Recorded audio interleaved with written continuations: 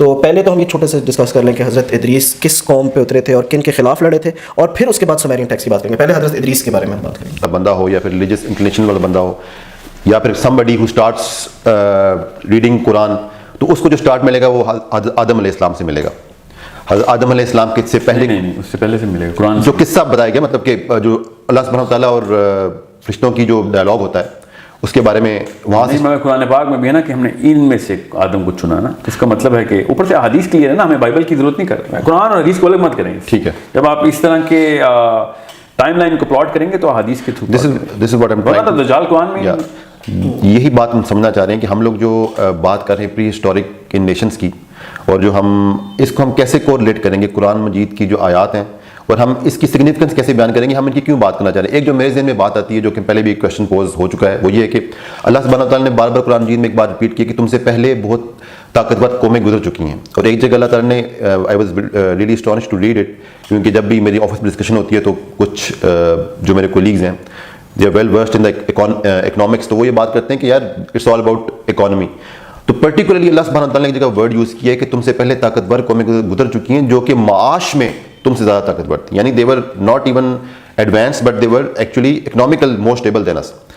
So what does it actually mean کہ جو وہ قومیں گزری ہیں وہ کون سی قومیں تھیں؟ وہ حضرت آدم علیہ السلام کی کے بعد کی قومیں تھیں یا ان سے پہلے بھی قومیں تھیں جو طاقتور تھیں؟ اور اللہ سبحانہ وتعالیٰ جب ان کا ریفرنس دے رہے ہیں تو وہ جو قومیں گزر چکی ہیں وہ ٹل دا ٹائم آف قیامہ کے لیے وہ their status will remain on the top level. ان کے مطلب اللہ تعالیٰ نے کہہ دیا وہ طاقتور ترین تھی, اٹ مینس کہ اب والی قومیں وہاں تک نہیں پہنچیں گی.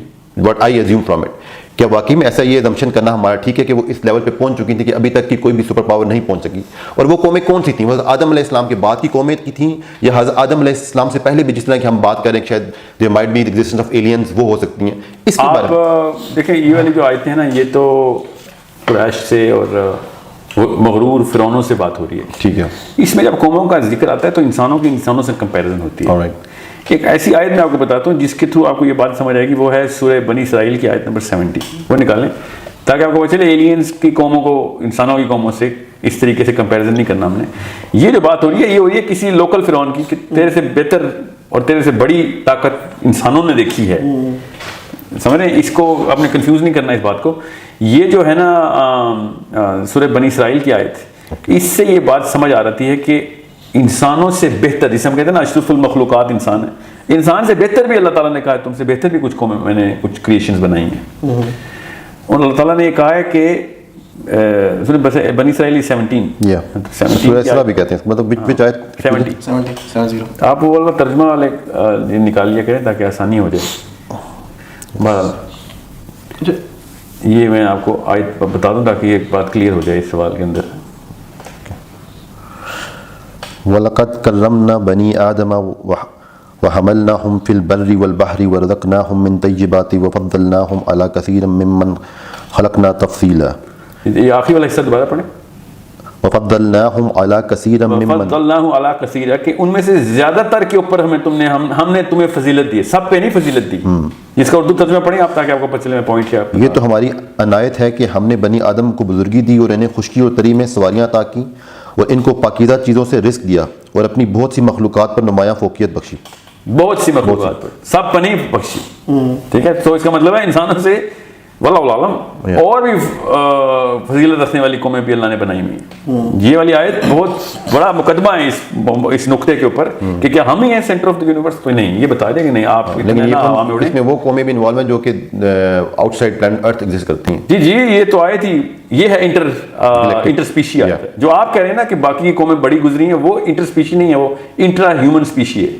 کہ فرعون کو بتایا جا رہا ہے کہ کس بات کے غرور میں آ گئے ہو, تم سے بہتر اور بڑے لوگ گزر چکے ہیں, انہوں نے نہیں غرور کیا, تمہیں کس بات کے پر لگ گئے ہیں. So if we are addressing the Pharaoh of the current world, it still holds true کہ وہ قومیں ان سے پہلے گزر چکی ہیں. مگر وہ انسانوں کی بات ہے نا, ذوالقرنین پہلے گزر چکا ہے, تو کون سے بش کو ایسا کون سا خواب آ گیا ہے کہ جس کو اللہ نے کوئی خاصی طاقت دیتی ہے. سر میں ہم تھوڑا سا ہم نے ایک ٹاپک کو کمپلیٹ نہیں کیا, ہم حضرت ادریس پہ جا رہے تھے, آپ حضرت نوح کا. جی ہاں, نہیں وہ حضرت نوح کا بات جو ہے نا, وہ نوح کی بات ادریس سے لنک ہے, اس لیے میں آپ کو بتاؤں اگر ادریس کو کیوں سمجھنا ہے, وہ نوح کی وجہ سے ہمیں سمجھنا ہے. ٹھیک ہے, ادریس کے وقت میں اچھا کرسچنز جو ہے نا وہ یہ مانتے ہیں کہ حضرت ادریس ابھی بھی زندہ ہیں. یہ بتا دیں کہ حضرت ادریس علیہ السلام جو تھے وہ حضرت آدم علیہ السلام کے کتنی جنریشن کے بعد کے تھے؟ 7th generation. ہیں مطلب چھٹے جنریشن کے 7th جنریشن. حضرت نوح علیہ السلام واز آن وچ 10th پڑھ پوتے ہیں نا حضرت ادریس کے پڑھ پوتے ہیں حضرت نوح. Okay just for the sake of clarity. ہاں تو 10th سن آف ایڈم بنتے ہیں. 10th پیٹریارک کا 10th سن تو نہیں ہے, 10th سن تو پہلی جنریشن میں آتا ہے. سو سوال دوبارہ بتائیں. ہاں حضرت ادریس کا جو کرسچنز ہیں نا وہ یہ مانتے ہیں ابھی بھی تینوں کہ حضرت ادریس ابھی بھی آسمان میں زندہ ہیں. ٹھیک ہے, وہ حضرت عیسیٰ کو مار دیتے ہیں مگر ادریس کو انہوں نے زندہ ہی رکھا ہوا ہے. یہ تو ہمیں احادیث کے تھرو پتہ چلا ہے کہ ادریس کو چوتھے آسمان پہ اسرائیل نے روح قبض کر لی. قرآن میں لیکن ذکر ہے اٹھانے کا, وہاں پہ موت کا ذکر نہیں مگر حدیث ہے. لیکن میں اسی بتا رہا ہوں کہ ہمیں حدیث سے کلیئر ہو جاتی ہے, لیکن قرآن میں اگر حدیث پہ کی صحت پہ کسی کو مسئلہ ہے تو ہم ادریس علیہ السلام کو زندہ کر لیتے ہیں. ہمارے لیے عیسیٰ بھی زندہ ہے تو ادریس بھی زندہ, اس کا عقیدے سے کوئی تعلق نہیں. اور اگر ادریس زندہ ہیں یا وہ فوت ہو چکے ہیں اس کا ان کے چوتھے آسمان پہ ہونے سے انکار نہیں ہم کر سکتے, کیونکہ وہ معراج کی حدیث میں بھی چوتھے آسمان پہ ملے ہیں اللہ کے نبی علیہ السلام کو. تو اس کا مطلب ہے وہ چوتھے آسمان تک تو گئے تھے. ٹھیک ہے, اور کون ان کو پہلے آسمان پہ ملے ہیں اللہ کے نبی علیہ السلام کو؟ آدم علیہ السلام. تو اس کا مطلب ہے کہ آدم اور بنی آدم پہلے آسمان تک ٹریول کرتے ہیں مرنے کے بعد بھی.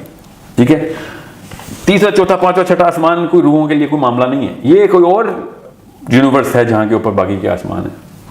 So it's a problem worth solving through the equation of intergalactic travel and journeys, جو کہ سمیریا کے ٹیبلٹس میں بڑا تفصیل سے ذکر ہے ان کا. اور